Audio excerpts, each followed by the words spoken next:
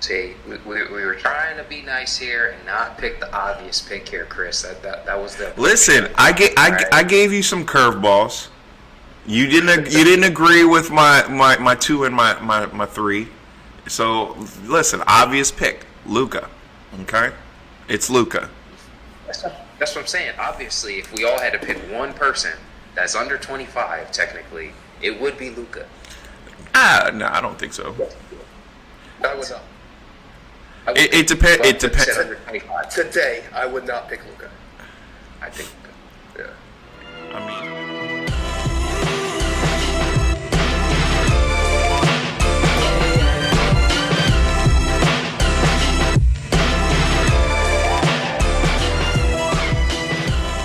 go. Welcome to the Feast and Famine podcast. Here with a couple of our best friends here. I'm the real Kris Mac, Mr. Chino, Pat Ryan, Patty Puts. Hi. Getting right into the topics, no delay. Recap of Saturday's games. How we looking on the picks, boys? Patty, what we got? All right, so the picks are actually looking pretty good. We got Chris in the lead. He went 4-2 in week one. He went 2-0 yesterday, picking both games right. Sean right behind him at 3-3, also getting both games correct yesterday. And finally, I'm unfortunately in last place, also with a 3-3 record, but I also went 2-0 yesterday. The huge pick of last week, Chris, tell us about it. How did you know? Listen, them Cowboys just be cowboying. I don't know what it is. Something about it.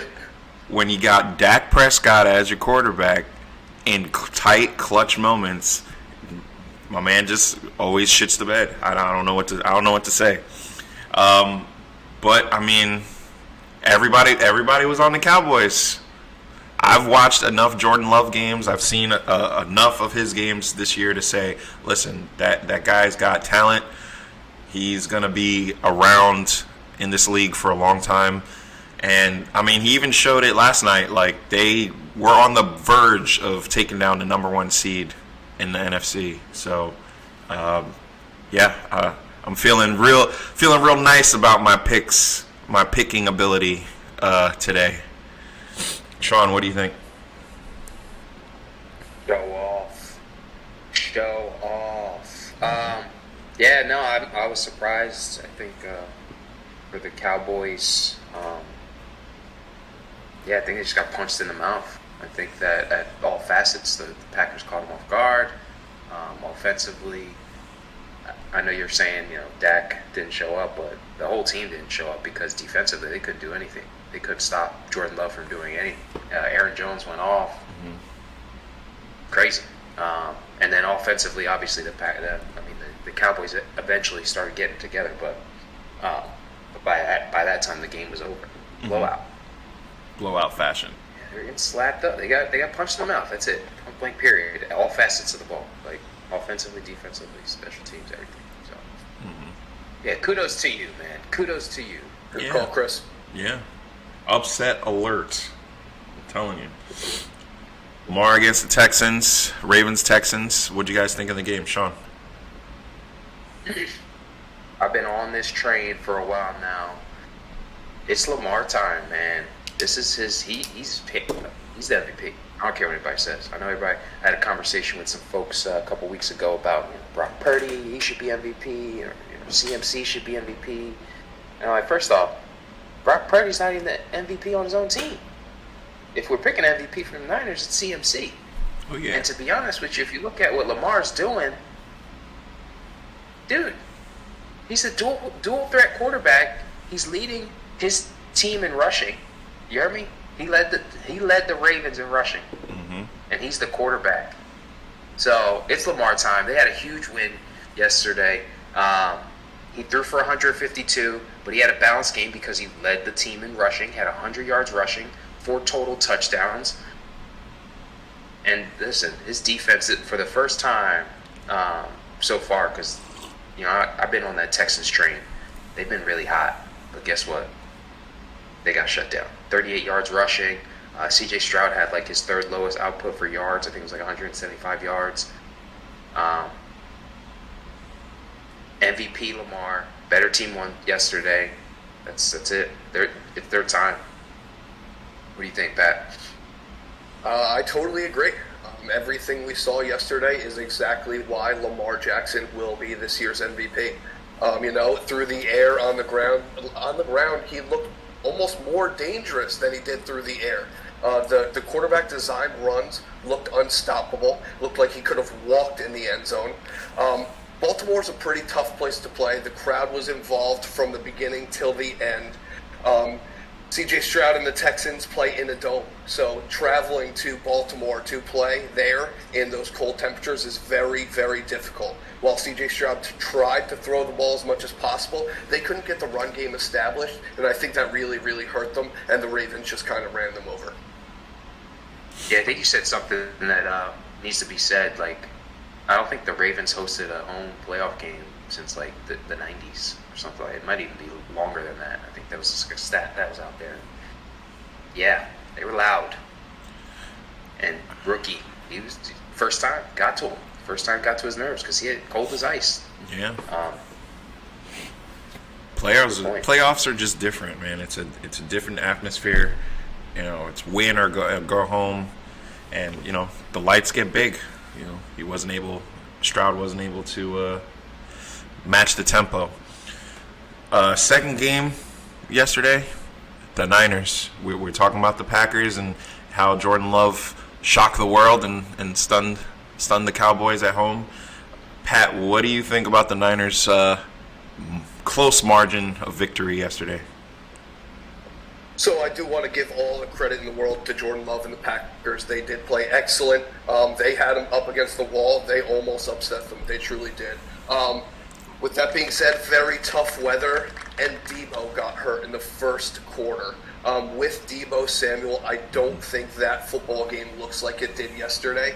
Debo's one of one. There's no one else like Debo Samuel. He's a running back playing wide receiver. Jawan Jennings came in and played really well. He had that great catch over the middle. That was probably one of the best throws of the game for Brock Purdy. But if Debo is hurt and they can't continue to run through this playoff run without him, then everybody could kind of focus on Ayuk a little bit and try to shut down McCaffrey. I'm a little worried about their chances to continue. But again, they found a way to win through CMC and George Kittle, and their defense played great, taking the ball away a couple times. Sean, what are your thoughts?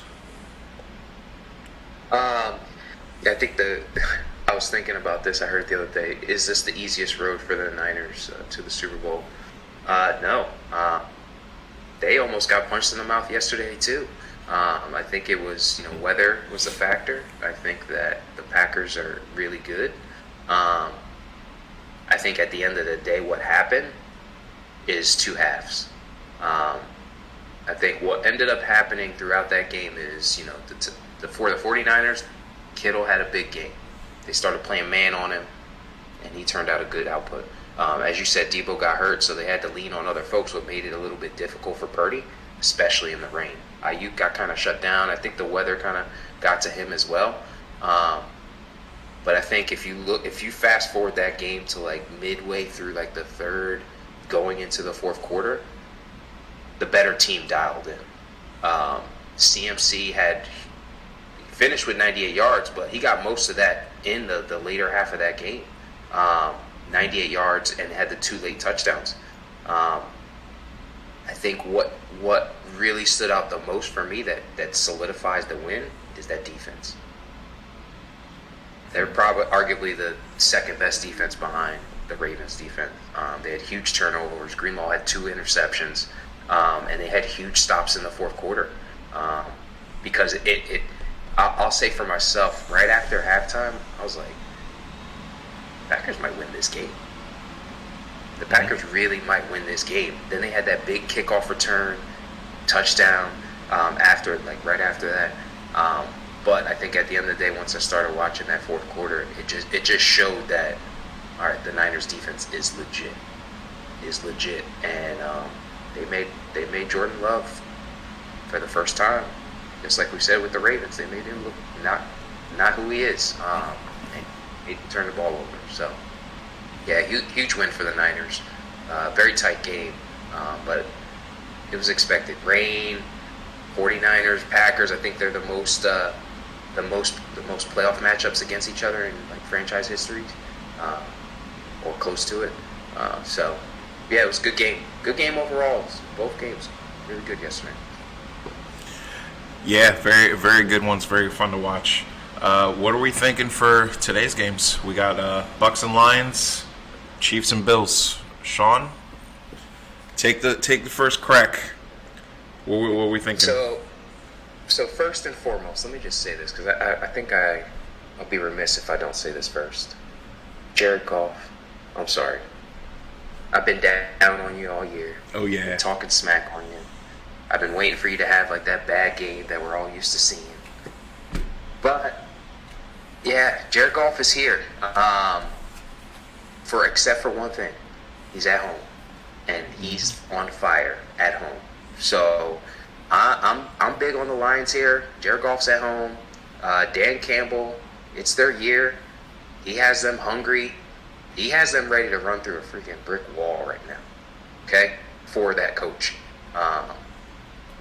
I think what the keys to the game will be is limit the big plays. I think if they can keep Evans in check, not let what happened last week against the Eagles, where they're 60-yard bombs.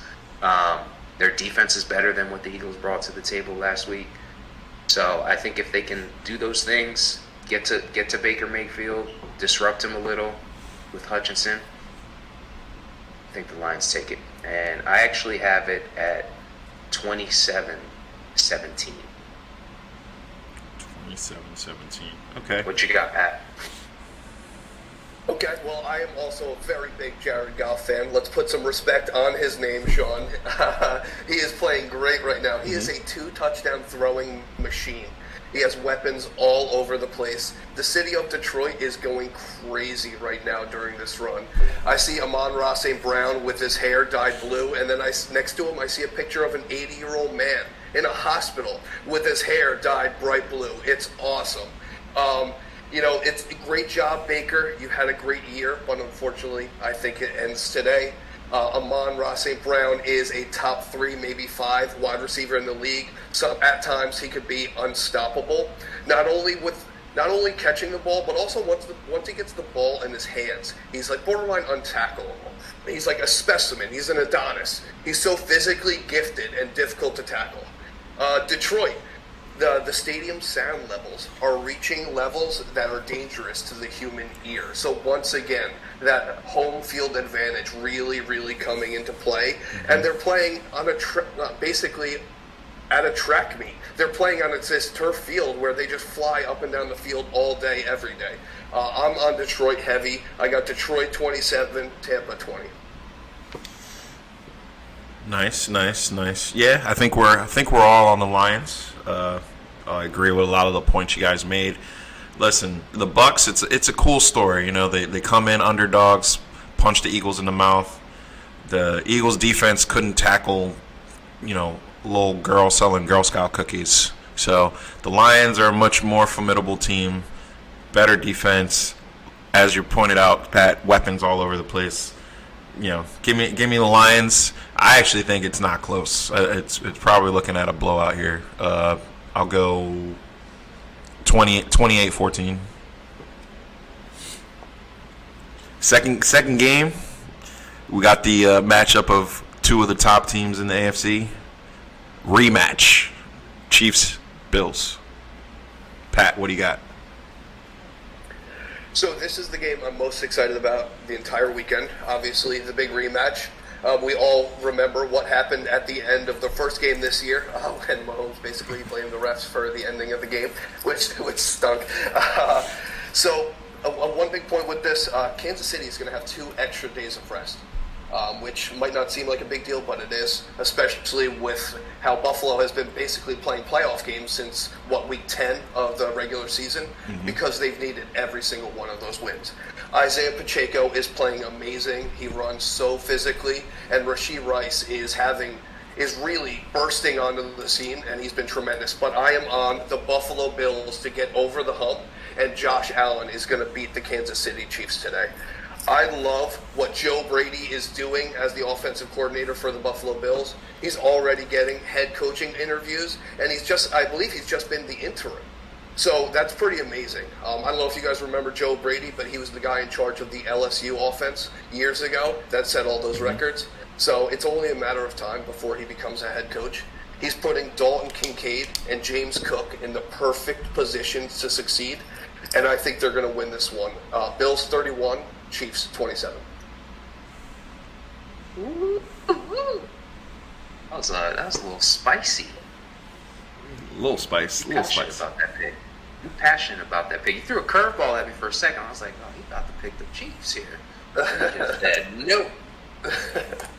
Well, you know what? I'm going to do something that all Raiders fans, please don't try to kill me or cancel me. But, yeah, I think it's Chiefs time. I think it's Mahomes' time. Wow. Playoff Mahomes is here. I think everything you just said to start your segment makes sense. Mahomes is dialed in. Pacheco's running the ball well. Rashid Rice is, if he's not a stud yet, he'll be a stud by the time the season's over and the season's moving forward. Kelsey finally got off the hump last week. I think that he finally had a conversation with Taylor and said, "Hey, sit down. I have a game to play here." Yeah, I think the Chiefs. Pull it off. I do think it'll be a close game because yes, the Bills are dialed in as well. But I think just the Chiefs are a different team come playoffs. They look like they struggled a little bit throughout the season. But now that Mahomes has finally found a receiver that can catch the ball and not lead the league in drops, and Kelsey's back and they can run the ball. Cold weather, the weather's not going to do a thing because both teams play outside. But I think it's going to be a close game. I'm going to take Chiefs 31-28 with a late field goal to win the game. Man, you guys are bringing up some good points here. Yeah, man, I think this is going to be a shootout of all shootouts. It's going to be whoever gets the ball last is basically going to win this game. Chiefs dialed in, like you said. Bills have been playing tough last couple weeks, and to Pat's point, have had to play for their playoff lives since week 10. Will this be the stage where Josh Allen finally puts it all together and says, you know what? Forget this guy, Mahomes. I'm the better quarterback. I have the better team. Let's see if he can do it. I'm going to go Bills-Chiefs. Bills over Chiefs. I'm going to say 31-27. So, we'll see. We'll see what happens. I could be completely wrong, but, it's not the first time. And listen, little caveat, this is the first time in Mahomes' career that he'll play on the road in the playoffs. Yeah, they just don't look the same as previous Chiefs teams, or like even last year when they won the Super Bowl. Yeah, it could be the Taylor effect, or it could just be not filling up roster spots the way they've been able to in previous years. But yeah, you got Mahomes and you got Kelsey again in the playoffs, so it's hard to write them off completely. Yeah, that's one of those tough things, I mean, even though they have all that playoff experience, it's kind of tough to flip a switch when it's come playoff time. Even though they played really, really well against the Dolphins, I think the Bills are a hot team and maybe a different monster. Cool. Yeah, back to my other point. So Mahomes has had 15 postseason games. 12 of them have been at Arrowhead. The other 3 have been at the Super Bowl. Wow. Yeah. And he hasn't been in the league long, just FYI. No. So, I mean, it might seem we're going to be bringing that up next week. Oh, yeah, for sure. Listen. Let's talk about it. We'll see. Does this change? This obviously changes like your guys' Super Bowl picks because to my knowledge, the Browns didn't advance, and I forget. Unfortunately. Yeah, It unfortunately. was the Rams too. Okay, it wasn't just me. Yeah. Ravens. My boys are still in it. I mean, mine is looking pretty good. I said 2 top seeds, so Ravens, 49ers. So I'm still right there. It could happen, but we'll see. I want to jump ship. I don't think the 49ers are taking it. I'm not happy with the way Brock looked yesterday. The Packers showed a lot of zone, and he didn't know what to do with the football. I know it was wet, but he didn't know what to do. The Lions play really, really well against the run. Aiden Hutchinson is playing awesome. I want to see the Lions come out of the NFC now. Even though I picked the 49ers, I'd like to see the Lions make a run. Yeah, to your point, what we also saw yesterday, yes, they were playing zone, but they were getting pressure up front with 4 rushers. And the Lions front 4 with Hutchinson, if they could get pressure with front 4, different. We'll see, though. We'll see. I think it'll be a good game. Different ball game. All right, switching gears a little bit, going to the association, NBA talk. Interesting topic here that I wanted to bring up with you guys. Top 5 youngest players to start a franchise with right now. So we're excluding the GOATs currently playing, LeBron, KD, Steph. We're not talking about them. We're talking about young guys, maybe 5 years under you're starting a franchise with right now. Sean, I'll give you first crack. What do you got? Are we going one player at a time? Or are we going start at 5? How we could do one player at a time? One player at a time. Yeah, that's fine. I won't pick him. I won't pick this person first because I feel like that'll be Pat's first pick. But if I had to go with young players, the first player I'm starting with is Devin Booker. He's one of my favorite players in the NBA. Can score the ball, can pass the ball, can play some defense. That's the first person I will start with. Okay, Pat, first. Yeah, that's first one. I'd have to totally agree. Devin Booker's awesome. For this exercise, top five young NBA superstars, I chose to use 25 as the number, 25 and under. So I eliminated Luka right away because he turned 25. Eliminated John Morant right away, turned 25. Number 5, I have Cade Cunningham. Guy's only 22 years old. He's averaging 23 points a game, four rebounds, 7 assists. I know Detroit is really struggling right now, but he's still doing his thing and finding ways to succeed.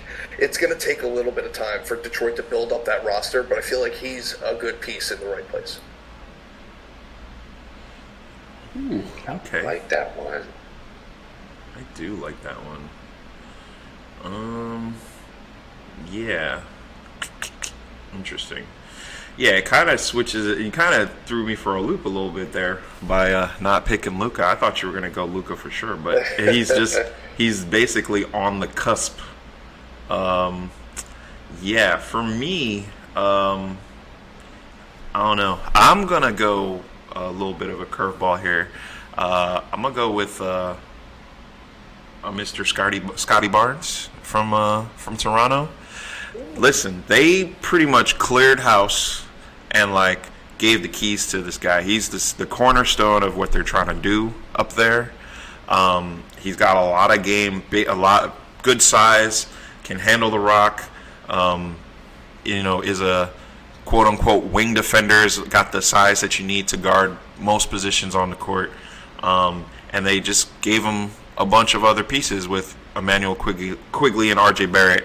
Coming up to Toronto. So I see that core group of guys possibly doing something in the next couple seasons, and you'll start having more conversation about Toronto in that playoff picture.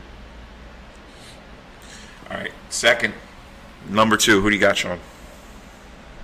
Well, since we're Pat through the curveball with the under 25, if we're going to stick... Hold on, let me give a timeout. Are we going most important to least important, or least important to most important? 5 we could go starting 5. I mean, I just went small forward. Okay. But I got to change my first pick since we're going under 25 here. Well, it's young. I mean, I guess. All right. I got to back up. We're good. I know you'll figure it out. Since I have to take my guy Devin Booker off, I'm gonna go with him right now in the NBA is Anthony Edwards. Dude's averaging 25, 5 assists, almost 2 steals a game. I don't know if y'all were watching the last game they just played against the Jazz, but oh man, he did the Kobe from free throw line. Pump fake, dipped under, threw it off the back, slam. Dude had 26 points in a quarter. He has the potential to be him. Like, all facets of the game. Like, I don't think on any given night somebody couldn't guard him. Mm-hmm. He's explosive, get to the rack, can play defense. Yeah, that would be my rotate. Take Devin out and put Anthony Edwards in. I mean, that's not a bad one to rotate out, I'm gonna be honest. That's nice. Yeah. So since that was my new first pick, my second pick would be my man Tyrese Halliburton. Right? Okay. We're talking, the dude is a walking double-double with assists. And he's literally, there's games where he'll have like 25 assists. And we're not talking about a superstar team here. Like, the Pacers they're good all around, but they're not like a superstar team. He's sitting here just throwing dimes. And he can score the rock. And he plays defense. So, yeah, that would be my point guard. My point guard would be Tyrese Halliburton. Pat, who's next for you? Okay, so without realizing it, I kind of made a starting 5. Cade Cunningham would be playing off guard, and my point guard would also be Tyrese Halliburton. For all the reasons you just said, Sean, the guy's got endless range. The guy's shooting like 25-footers, and they're just like rainbows that are not even touching the rim. Like you said, he's averaging a double-double, double-digit assists, which I'm always a huge fan of because he's making everyone around him better. One of the most important things about him on this squad is the Pacers are winning. Right now, they're 6 games over 500 and they're in the playoff race. When's the last time you said that about the Pacers? They just haven't been that good of a team for a long time. So Halliburton is an excellent player, and I would love to have him running the point for my squad. Nice. I'm gonna throw a little curveball, and I'm probably sure you guys hadn't even thought of this player when you were putting your list together. I'm gonna go with the off guard, and I'm gonna go with the new Agent Zero, City of Brotherly Love, Mr. Tyrese Maxey.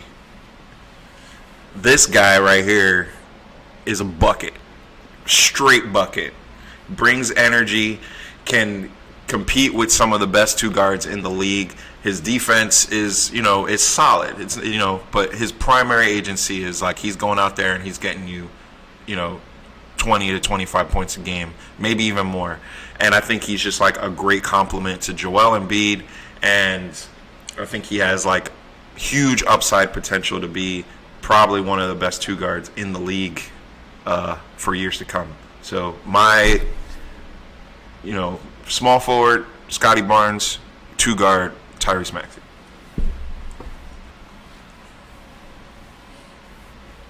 I see you scrunching your face, Sean. What is your? What are you thinking? That's a nice pick. I don't know if he'd be in my starting 5. He wouldn't be in your starting 5? You serious? He'd be in my starting 5. You serious? Nah, he'd be my. If we're going best players under 25, he's not in my top 5. He's not my starting lineup. He's my 6th man. He's coming off the bench because I need that spark. I need the points off the bench. Listen. Okay, but listen. Take Emmanuel Quickley, who was a front runner for 6 man, and then dial that up to an 11, and that's what you got in Tyrese Maxey. Okay, he does everything that you need to do offensively. Dribble, pass, shoot, can get you assists, can get you a timely bucket. So I mean, I don't know. There's not many guys that are doing that right now in their 3rd year in the league. Come on. I need to see it one more year. All right. This is the first that we're seeing it, right? So I need some consistency here. But I agree. I'm not downplaying how good he is. Him being the sixth best player under 25 is not bad. That's still good. Yeah. So I will say, yeah, we're gonna go with a little hybrid action here. So if I'm gonna skip my forwards for now, but I'm gonna have a forward playing center, and I'm gonna go with. Yeah, I'm gonna do that because I like it. I like his defense. I'm gonna go with Jared Jackson Jr. at center. Plays defense. Obviously, we know defensive player of the year, right? Rebounds the ball, defense blocks, almost averages 2 blocks a game, but can also score. He has a 47% field goal percentage. He's averaging over 20 points a game. He's an elite defender, and you know what? Just based on how I'm looking at it right now, we're going to be running and gunning. I need somebody to play defense. So I'm going to be going with Jaren Jackson Jr. at the center position. Okay. Not a bad pick. Pat, what's your third overall pick? All right, next, rocking the power forward position at the age 22, we're going Paolo. The Orlando Magic are supremely underrated this year. They're playing really, really well. They're playing above 500 ball for, again, the first time in many years. They have a very young team, but I think he's a great leader for them, and like that they have in place. He's averaging 23, 7, and 5. He's doing all the dirty work down in the paint. I would love to have him on my squad. Paolo's a good pick. I admittedly have not watched a huge amount of Orlando games, but the highlights that I've seen, it generally is Paolo in a lot of those. My third pick, I'm gonna go. I think I might also do a power forward at center, but I'm gonna go with my man from Cleveland, Evan Mobley. Every season he's gotten, marginally better. I think now he's finally at like the 18.10 rebounds a game statistic. I think the big thing with him is like not necessarily his motor. He's just got to build a little more confidence to like say, yeah, I'm here. I can match up with a lot of the other big men that are playing in the league because like talent wise, he's already there. At 23 years old, he's got it. So I'm gonna take the big man from Cleveland as my center position. You guys both bring up a great point that I really didn't even think of is the defensive aspect of the ball. Honestly, I'm thinking mostly offensive stats, and we're gonna need that power forward or center to really, stop the ball at the rim. So I really like that point a lot. Yeah, for sure. Sean, number 4, what do you got? So number 4, you know what? Anthony Edwards is actually going to play the 3, and I'm going to go with. This might be across the grain, but I really like his game, especially with who he plays with. I'm going to go with at the 2, Darius Garland. I love his game. He's a 20-point scorer. Any given night, he can average a double-double. He's averaging about 6 assists per game right now, about 1.5 steals per game. Really good three-point shooter. I say this because this is going to be a team stacked with stars, young stars, and he puts that output while playing next to a star, right, in Cleveland. So, yeah, he's going to be my 2. I'm going to move Anthony Edwards to the 3 because I want another guard that can either facilitate or, create for himself. So I'll go Darius Garland at the 2. Darius Garland at the 2. Okay, that's not a bad pickup either. Pat, who you got? I'm going with my man Anthony Edwards at the 3. He's only 23 years old. He's already averaging 26 points a game. He's leading a really, really strong Minnesota team that I believe is first place in the Northwest. He does everything. He scores. He plays defense. He works hard. Sean, you mentioned the steals prior. He's also got a face for a franchise. I don't know if you guys saw the Adam Sandler movie, but he was awesome in that movie. So there's a little bit of publicity aspect to help out his case a little bit. But I think he is already a superstar at the age of 23. He's personable. He's good with people. I think the sky's the limit for Ant Edwards. Timothy.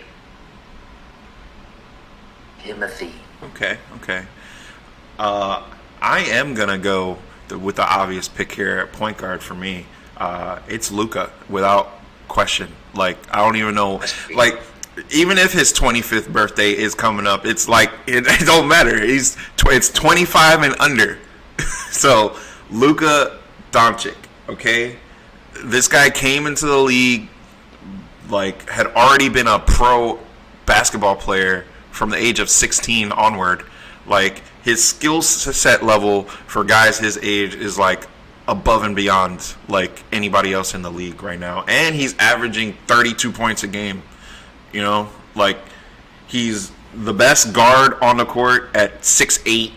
Like, the guy is just like a freak of nature, okay? And arguably one of the most skilled basketball players in the league right now. So, yeah, give me Luka at the point.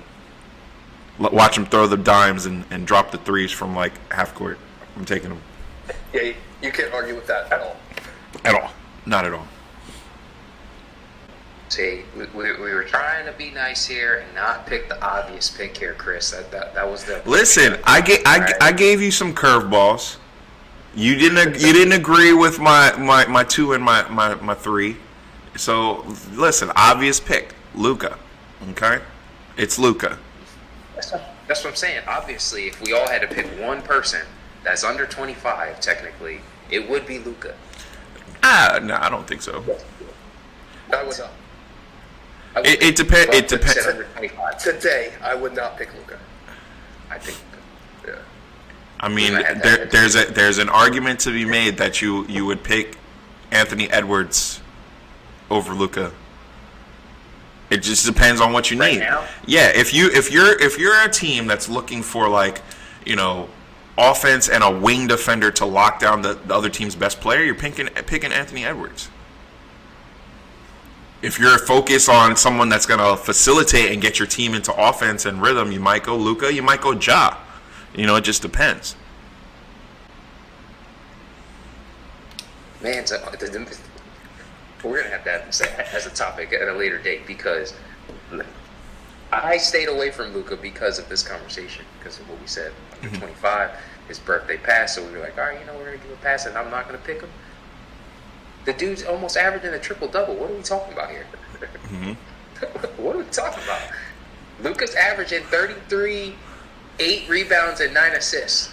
Listen, what are we talking about? You also shooting 30. You also have to take into account that they do have a guy by the name of Kyrie Irving on their team, who is also a point guard, who also can lead your team in points and assists. Okay, like, he dropped 40 on the Knicks the other night with 10 assists. So, like, yeah, I get the fact that Luka is him and Luka is the engine that makes it go. But, like, we're seeing, if you take Luka off the Mavericks, they can still win games. They're not, like, completely inept. Well, all right. So we're not. The argument is not who's the MVP. We're not talking about that. We're talking about. No, we're talking about starting a franchise. Yeah. I'm not. We're starting a franchise, and I'm Yeah. picking a player. I'm picking Luka Doncic 10 out of 10 times. Of course, we're not in disagreement. But what I'm saying is like, it depends on what your franchise is looking for. Like, let's say you already have an established point guard. You're still going to take Luka? He's getting traded. You're out of your mind. What are we talking about here? Anywho, we're not going to get off topic, because we can talk about Luka Doncic as being the next, LeBron passing the throne to the next best thing. All right, So finish out your roster. Finish out your roster. It was said earlier, Pat, you had mentioned him, but the man down in Orlando, he's balling, and he's balling on the team that doesn't really have crazy amount of talent. I think the one other thing I would definitely say about Paolo is he's a really, really, really good defender as a big man. 6'10", 250, can guard centers, power forwards. So for me, he's going to be my power forward. Because we're going small ball here, baby. We're running and gunning, okay? So that would finish out my top 5. Paolo would be my power forward. All right, Pat, round out your top 5. Well, thank you for saying that. He's only 21 years old, that's why. Thank you for saying that, because I would love Paolo to guard opposing centers, because my number 1 pick, Wemby, is not going to be guarding centers anytime soon. He needs a solid 2 to 3 years of body development before he's even close to that. But Wemby is my number 1 guy. He's up there almost with Luka at that level. The guy's 19, 20 years old. I know the Spurs are 8-34, but give him some time, develop the roster around him. He's 7'4", 210 pounds at 19 years old. It's possible he's not even done growing yet. Adults don't stop growing until they're 20, 21, 22 years old. He might get bigger. People his size are not supposed to be capable of doing the things that he's capable of doing.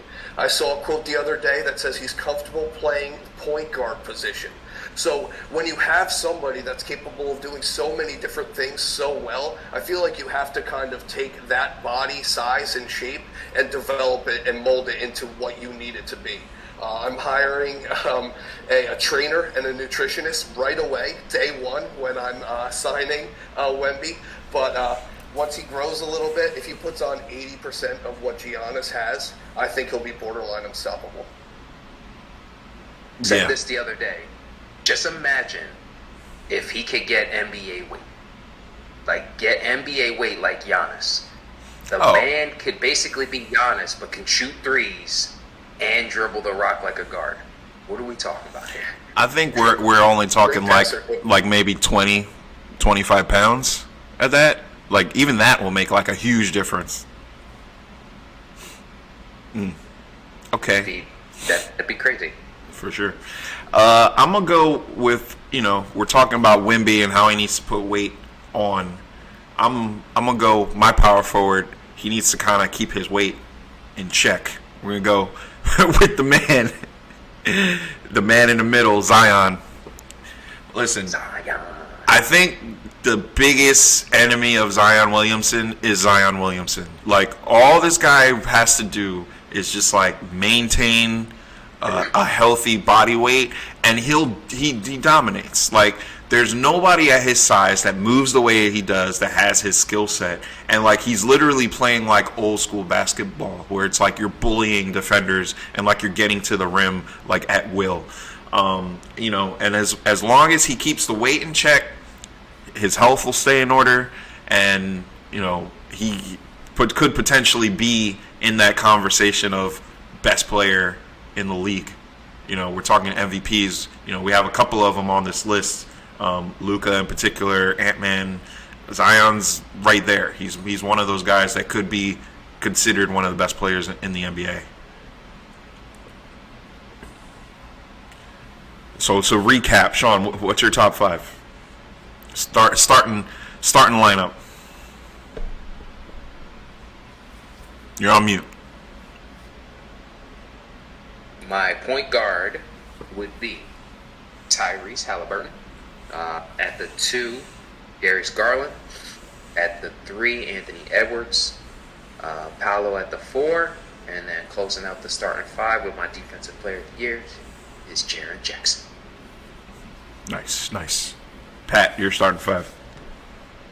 All right, so I got some similarities with Sean. I got Halliburton playing the point as well. Cade Cunningham is going to be my 2. Anthony Edwards will be the small forward. Paolo will be locking it down at power forward. And Wemby is going to be classified as a center, but we all know he's going to be doing a lot of different things out there. Nice. Quotation mark. And for me, my point guard, point guard. That is a good way of putting it.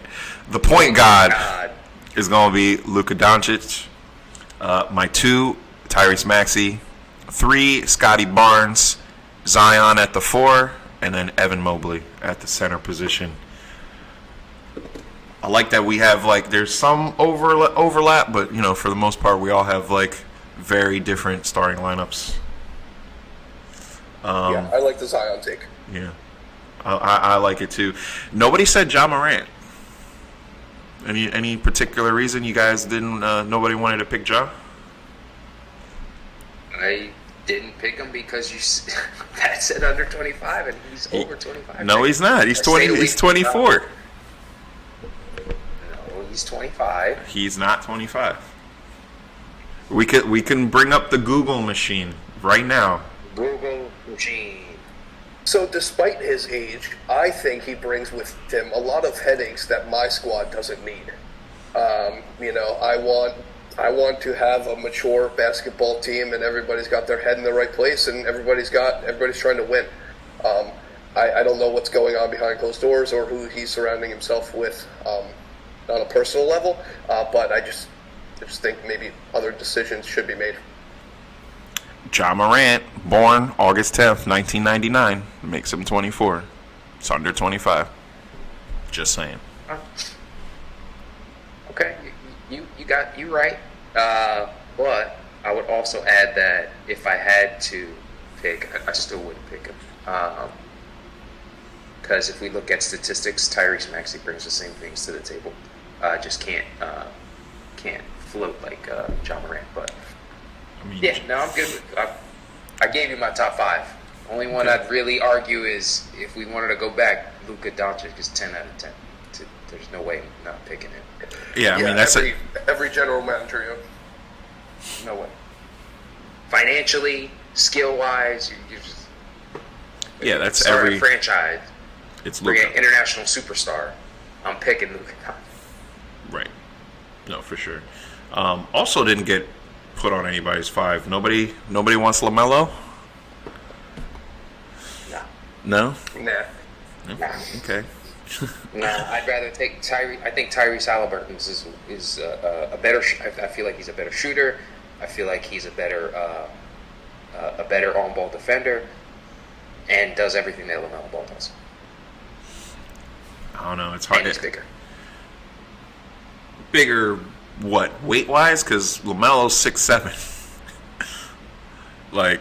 Longer, stronger. Okay. And again, I think he's a better defender than LaMelo. Okay, that's fair. Cool. Yeah, I'd have to agree. I think LaMelo, unfortunately, if his offensive game isn't showing up, his defensive game takes a pretty big hit. And while he's extremely physically gifted, I think some of his problems are between the ears still. Okay, so we're taking solid, emotionally stable players over talent, is what you're telling me. Gotcha. Okay. Said we're starting like you said, you were starting a franchise, and if I know all these things about all these players today, I want people that are going to put people in seats, earn the franchise money, and also put a nice product out to the table. So every given night. So yeah, if you got baggage, I'll pass. Gotcha. Cool. We like it. All right. Now it's time for our favorite segment. Is it feast or famine? Sean, what do you got for us? Famine. What do you got for us today? All right. So we got some cool topics. So we'll go back to football. We'll pivot a little bit. Go back to football. So we had some head coaching changes based on our last conversation. Y'all see the colors here. So we're going to lead off with feast or famine, AP, new Raiders head coach. Pat, what you got? I am feasting on AP becoming the head coach of the Las Vegas Raiders, and congratulations, Sean. I think you're going to see at least a few years of winning football. AP, when he came in, it's really difficult for for an interim head coach to have a 500-plus record, and AP did that. I believe he went 3-1 in his division, which is excellent also. The biggest thing that I think Sean brought up last week was the change of culture. The guy knows how to win. He knows how to put people in the right place for them to succeed, and he knows how to motivate people. I'm really, really excited for the Raiders and Antonio Pierce. I think he's going to do a great job. Yeah, I'd have to agree. I'd say feast on the Raiders head coaching signing. Listen, it's culture. It's finally getting out of the mindset of old Raiders nation's ideology. Al Davis has long since gone. So now it's like stabilizing your franchise, and I think Antonio Pierce brings that. He gives you an identity. He gives you accountability at the head coaching position, and your guys play for him. You saw it throughout the lengths of the season. It's like the team rallied behind him and actually started playing really good football. So feast for me, AP head coach. Let's go. Yeah, y'all know what it is. It's 100% feast, right? It's culture, it's swagger, it's consistency. It's something that we haven't had in a very, very long time. We had some sprinkles of it. When John Gruden first came back, we had it a little bit back when Jack Del Rio was the head coach. But just the main thing is no consistency. And I think why I love this is I just think of the Dan Campbells, I think of the D'Amico Ryans, I think of the Mike Vrabels. They get men to play this sport that sometimes they lose the love for it because of the money and things of that nature. But these dudes literally want to run through a brick wall. And I just think it's something that we needed. We needed a culture change. We needed to get back to the old Raider ways. Like I said last week, and the NFL is better when the Raiders are a good team. It's just what it is.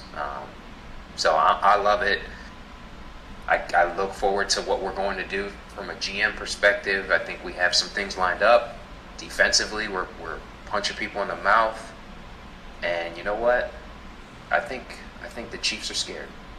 I'll be honest with you. Oh, man. Chiefs are scared. Here the we Grinch go. stole Christmas. The Grinch stole Christmas. And we know how.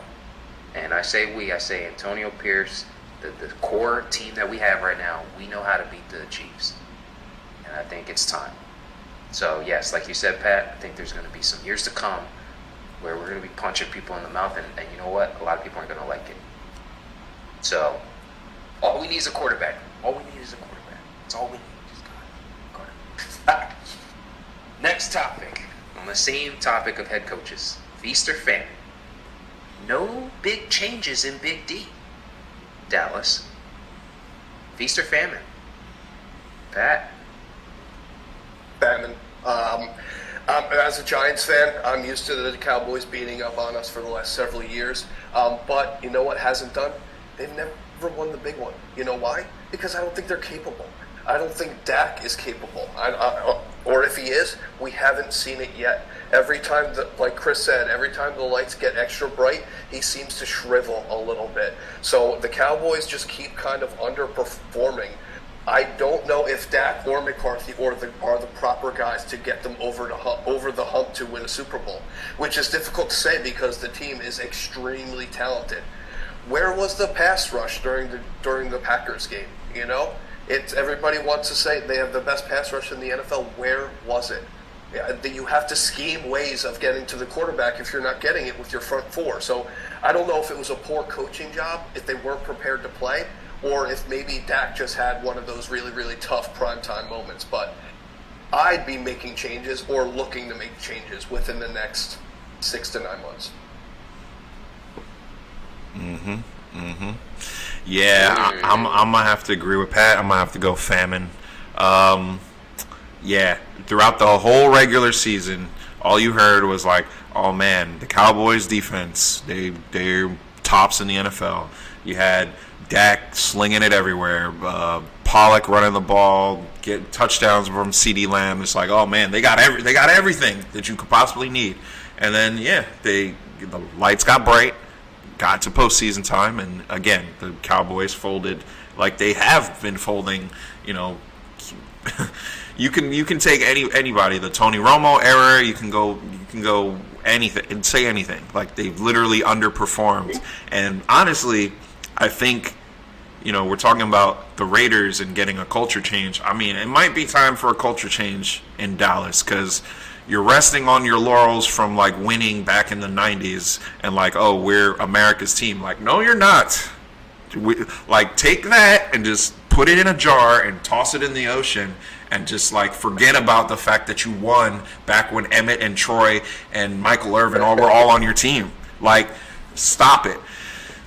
And unfortunately, I don't see anything really changing as long as Jerry Jones is still the owner of the Cowboys. Because, to me, it seems like he's more interested in the story and being the talks of the NFL versus actually like winning football games. And that a lot of guys that have a lot of money, that generally tends to be the thing. Is like these sports teams are like trophies to them that they can say, oh yeah, I own a sports team.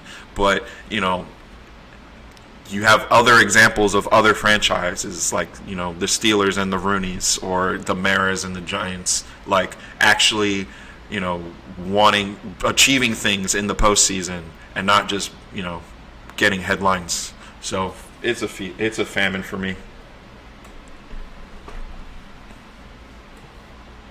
I thought about this long and hard.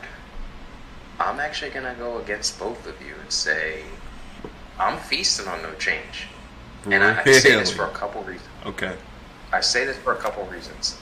I think that Dallas right now, and I've said this prior shows, I said, forget that they didn't win a long time ago. Let's focus on what's happening right now. And what's happening right now is the Dallas Cowboys have a very strong nucleus on the offensive side of the ball and the defensive side of the ball. Offensively, obviously, with Dak, just look at statistics. He's had his highest completion percentage in his career. He's had his second most yards thrown. He threw for 36 touchdowns and only 9 interceptions. He had his highest passer rating of his career. He had a really good season. I think ultimately what lacks and what I feel like they need to change is not the head coach, not the quarterback. They need to not having a counterpart for Tony Pollard hurt them. Like, Tony Pollard's not a number one running back. Mm-hmm. Like, letting Zeke walk to the Patriots when obviously he still has a lot of miles on his tires, like, losing him hurt their offense because that forced Dak to have to throw the ball too much. I think Jake Ferguson's going to come into his own. I think getting another running back is going to help them in establishing a run game. Defensively, yes, they got punched in the mouth by the Packers, but we all should know, just remember that they were missing two of, probably at their position, two of the better players, right? We think of Van Der Esch. Them losing him in November changed their defense. And also not having Trayvon Diggs, like a legit number one cornerback, hurt them. Yes, Deron Bland led the league in pick sixes, but guess what? He is not a number one. He's not a number one cornerback. Mm-hmm. And nor is Stephen Gilmore. Like, he's a number two. So I think they have the right core. Those two guys are going to come back. Adjust your play calling. Like, either McCarthy, pass it to someone else and get out of your way, but keep this core together. You have a strong core on both sides of the ball. I think I'm feasting on keeping it the way it is, because you need to sustain stuff. And to your point, Chris, unfortunately, Jerry Jones is never going to go away. That's just what it is. He's one of the richest people on the planet, and he will always be the owner of the Cowboys until he dies, mm-hmm. until he takes his last breath. So you can't change that. That's not going to change. What you can change is get back to what you did. You talked about back in the day. They had a run game. They don't have a run. They didn't have a run game this year. Yes, Pollard had over 1,200 rushing yards, but a lot of those came from against bad teams. If you look at Pollard's games against really good teams, he maybe averaged about 50 rushing yards. So again, you got a strong nucleus. Get a counterpart for Pollard. Get your team healthy. Tweak who calls the plays. I think the Cowboys will be having this same conversation next year at the start of the playoffs when the Cowboys are going in. Like, all right, is it this time? I think that's what we're going to be talking about. So, switching gears. NBA, back to the NBA. So, 65-game rule. I heard some folks talking about it the other day.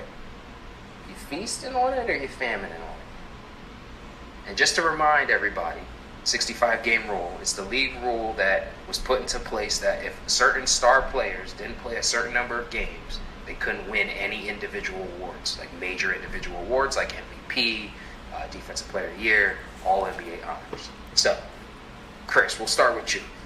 Feasting or you famining on the 65-game rule? I'm feast on the 65-game rule. Listen, some fans and players tend to forget that Greg Popovich was actually the first person that instituted resting players during the regular season. And then as that progressed, players started playing fewer and fewer games. Sometimes without any major injuries.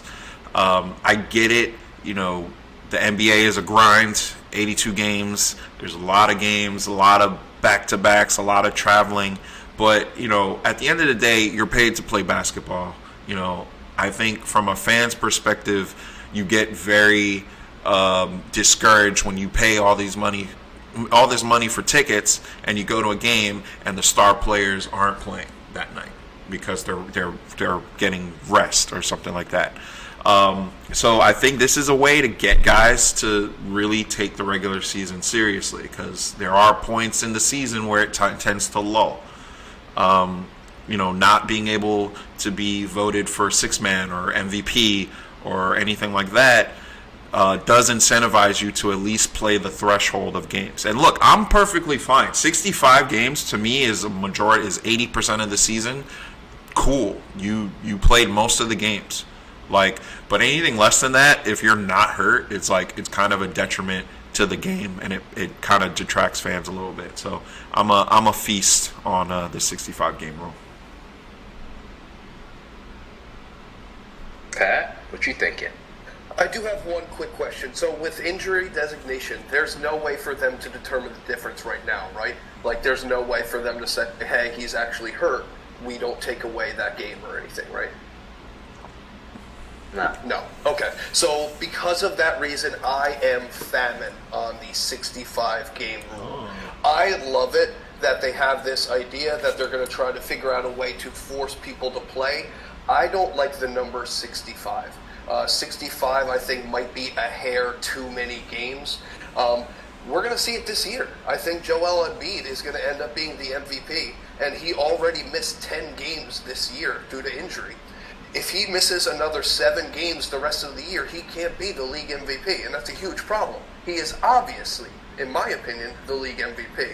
So if we could maybe adjust that number, maybe down to 65, or maybe even have some sort of differentiation where we have an injury designation versus rest. But until that happens, I cannot feast on the 65-game number. See, I mean, I think this is where we're going to disagree a little bit because, for the last couple seasons, it's been a two-person race between Joel Embiid and the Joker. Jokic doesn't miss games. And statistically, him and Joel aren't that far apart. So you're saying we're going to reward Joel, rightfully so. He's a supremely talented basketball player. Probably is the MVP this season. But we're going to reward him, and let's say he only plays 60 games versus, Jokic, who has similar numbers and didn't miss any games. You know what I mean? So, that, where does the balance there come into play? Because I totally agree with you. If your numbers are there and you've played a majority of the games, you should be there. But do we also reward longevity and not being hurt You know what I mean? Do we throw that as a factor? Here's my thoughts. To your point, we're not rewarding him. The man's actually hurt. This rule was made to stop teams from letting guys sit out, load management, not play. Load management, right? This isn't load management we're talking about. Like I'm with Pat on this. Like I'm Famine. Like Joel Embiid right now today, healthy, is the best player in the NBA. He's the MVP. Right. MVP, hands down. Right. The man is literally hurt, and he plays hurt sometimes, which could be a detriment for him. Like from a players' association standpoint, like he's playing hurt, which isn't fair to him. But I guarantee you, he's doing it because of this rule, because he knows he has to play, and he knows that there's certain things that are involved with incentives and things of that nature. I think what needs to happen is, I think if teams are really like resting players, like get strict. The NBA needs to get stricter on that end. That end, like start fining teams like large amounts of money, and I guarantee you they start changing their ways and force their players to play. Like the NBA shouldn't restrict players. They should restrict the organizations from doing that. So yeah, I'm Famine on it. I think it maybe adjust the number a little bit, but I think reevaluate the whole thing. I agree with you, Chris. We talked about in the sense of like, yes, they get paid to play, but we got guys that actually do want to play, but they're actually hurt, and they're gonna get penalized because they're not healthy. Because Joel Embiid, when he's healthy, he is the best player in the NBA. Yeah, and I get that. So maybe to Pat's point, maybe there does need to be like an injury exception for like, guys who statistically are there, but really have injuries. And it's hard to like really come up with a solid answer for this. But my whole thing is like, the reason the 65 game rule is there is because of what other players have done and not actually being injured and taking time off for load management reasons. Like, honestly, the years that Kawhi was like constantly getting injured, like luckily he's been pretty healthy this season, but he's another guy who's like might give you 50 games, but those 50 games he's probably one of the best two-way players in the NBA. So there definitely has to be a middle ground somewhere. Maybe adjusting the games. What would you say, Pat, would be like a good fair number if we're talking like injury exception? So the injury exception. So I think that maybe if we had more of a asked more responsibility of team doctors and developing more of a relationship with them and asking them to give more input into what's going on with the injuries, because obviously we see with the NFL it's constantly very easy for them to figure out a way to put them questionable or doubtful, and then all of a sudden game time decision they're fine. I think that team doctors should have to be completely honest and completely forthcoming with all of their injury information. And if we had something like that, then I think maybe like a 60 game rule would be okay. Or no, actually, I'd be fine with 65 as long as we have the difference between rest and actual injury. True. So yeah, I think at the end of the day, this is a good topic. I think there's arguments for both sides. I think ultimately what needs to happen is just maybe reevaluate the whole thing, relook at it, because yes, Embiid is the MVP this year, and guess what? He is probably going to miss 7 games through the rest of the season, and he's not going to win MVP because of that. And then he's going to miss out as a player. He's going to miss out on a lot of incentives that are probably in his contract to earn him a lot of money, and that's not fair to him because again, he's actually someone that is playing through injuries and is missing games because he's actually hurt. It's not load management. So, yeah. Good topic. If you're a 76er fan, you want him to miss at least 7 more games so that he's more healthy going into the postseason. The regular season doesn't even matter for us. Yeah, I mean, if the overall goal is a championship, you don't benefit from not having Joel Embiid on the court. So as much time as you need to get him right so that he can make that playoff push, that's probably the best thing for everybody. Good talk. So, last to pivot a little bit. So the last feast or famine topic I have is, and I know I had to do this one because I know Nick fans. Let's go. So feast or famine, is Jalen Brunson actually a superstar? Pat. Yes, he is a superstar. He plays in New York in Madison Square Garden, and he's the best player on the team. Yes, he's a superstar. No, we saw it a few years ago. That playoff run with the Dallas Mavericks. That's when you saw like it beginning to gain a little momentum, and you're like, "Whoa, this Brunson guy's for real." Like you saw him a few years ago in Villanova, and he was great. But now in Dallas and the NBA, like he's doing it against the best players in the world, and he's having success. So as soon as he came over to New York, he kind of found the perfect role. He gets to play alongside another superstar, so it doesn't take so much. It doesn't give him so much responsibility, let's say. And I think he's got a great coach as well that's putting him in a position to succeed. Brunson is making everybody around him better. He's becoming a better scorer every single game out there. And when you win in New York, it's kind of special. It's the Mecca. You know, when you win in New York, your name just gets more and more popular. You just see it in more and more headlines. So I think Jalen Brunson is absolutely a superstar. I'm going to feast on that all day. Kris? Oh, you already know it's a feast for me. Listen, Jalen Brunson, if you just look at his game, it's very fluid, masterful with his footwork, body control. He can score at all three levels, and is making the right decisions when teams are trying to double him. Like to Pat's point, you do play with another all-star in Julius Randle, so it does kind of take some of the burden of like scoring off you.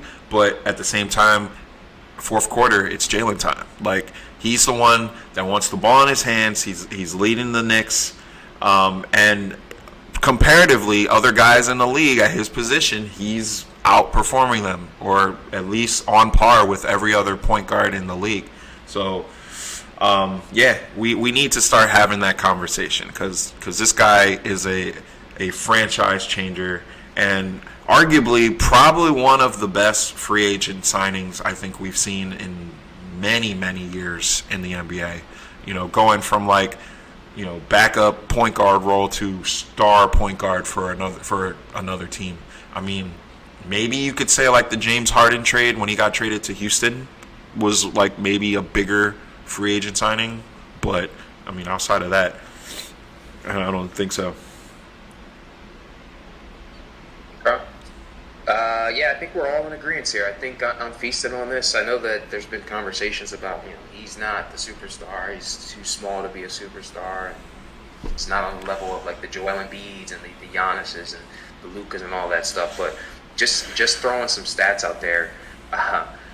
Him, Luka, SGA, and Jokic this season are the only players to have at least 1,000 points, 250 assists, and 150 rebounds this season. Just crazy. That's in that group, crazy. Right? Yeah. Wow. Here's some other things to think about. This season, he's outscored Joker. He's outscores Jason Tatum. He has as many or more threes than Donovan Mitchell or James Harden. He's in the same realm, plus or minus, with Doncic and Kevin Durant. He has a higher three-point percentage than Steph Curry and Buddy Hield, which are really good three-point shooters. And just to be fun, he's drawn the most charges in the NBA. Yes, that's the best stat. That is the best stat. Listen, when you go to when you go to a 3-point stat and you're talking about Steph Curry and Jalen Brunson has a higher percentage than the greatest shooter of all time. Listen, what are we talking about here? Okay, what are we saying? And I think to your point, Sean, a lot of analysts are down on him just because of his size. It's like basketball is basketball. If you can put the ball in the bucket or you're great defensively, what does it matter? Like just because you don't traditionally look like what the best player has looked like previously. Like, come on, let's stop it. Yeah, and it's to that point. Like we talked about it last week. Like, what does the prototypical like NBA player look like nowadays? He's not that, but the output is ridiculous. He's the opposite of that, but he's putting numbers up in all facets of the game. So, yeah, we're feasting on it. He's a superstar. Get off our back. I think like you said, the analysts are overanalyzing at this point. Like, oh yeah, for sure. And if Stephen A. will stop talking about trading for Donovan Mitchell, I will be the happiest person on the planet Earth. Like, just stop it. It's like the guy who goes to the bar and he sees like a really pretty girl and is like downing himself like, damn, I should have said something. And then just like walks away and goes home. It's like, look, she wasn't going to talk to you in the first place. Like, just stop it. You're making yourself look bad. Stop it. Okay, rant over.